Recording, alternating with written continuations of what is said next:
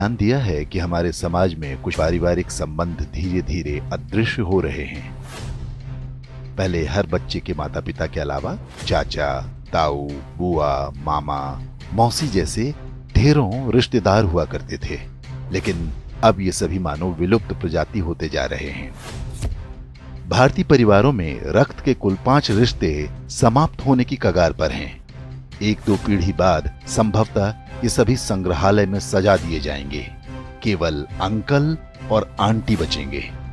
इसे इस तरह समझा जा सकता है, यदि किसी दंपत्ति के 2 पुत्र और 2 पुत्री हैं, तो उनके सभी 5 रिश्ते यानी ताऊ, चाचा, बुआ, मामा और मौसी होंगे। यदि 2 पुत्र हैं लेकिन पुत्री एक ही है, तो उनकी जो संतानें होंगी उनकी कोई मौसी नहीं होंगी। माँ के बाद बच्चों की कोई सबसे सगी महिला होती हैं, तो वो मौसी ही होती हैं।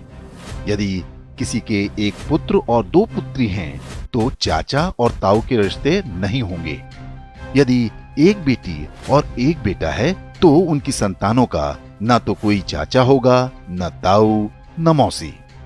यदि 1 बेटा या 1 बेटी होती है, तो वो पूरी तरह से अकेला होगा।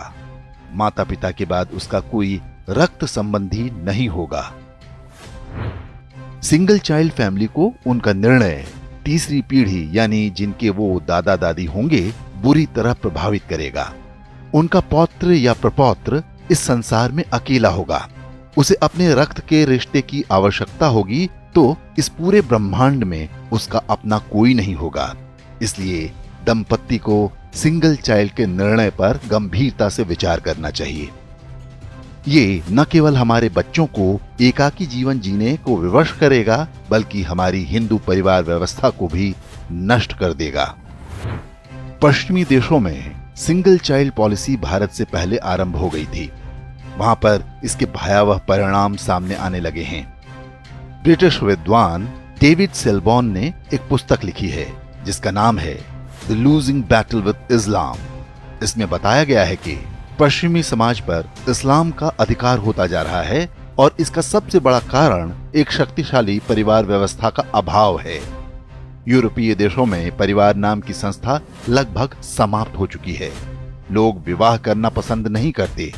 समलैंगिकता, अवैध संबंध, लिव इन रिलेशन जैसी कुरीतियां सामान्य बात हैं। उन समाजों में ऐसे बच्चों की संख्या बढ़ती जा रही है जिन्हें नहीं पता होता कि उनके पिता कौन हैं। बूढ़े माता पिता को घर में रखने को कोई तैयार नहीं। ओल्ड एज होम में उनका बुढ़ापा बीतता है। यूरोपीय देशों में आज राजनीतिक दल परिवार को बचाने का वादा अपने चुनावी घोषणा पत्र में करने लगे हैं। ऑस्ट्रेलिया में तो फैमिली फर्स्ट नाम से एक राजनीतिक दल भी बन गया है। पश्चिमी देशों के समाजशास्त्रियों की सबसे बड़ी चिंता ये है कि परिवार व्यवस्था को कैसे बचाया जाए। इस सब के लिए उनके पास यही सुझाव है कि एक से अधिक बच्चे पैदा हों। अब यही चुनौती भारतीय समाज के सामने भी खड़ी होने जा रही है। क्या हम समय रहते सतर्क हो पाएंगे या हमारे साथ भी वही होगा जो पश्चिमी देशों के साथ हो रहा है?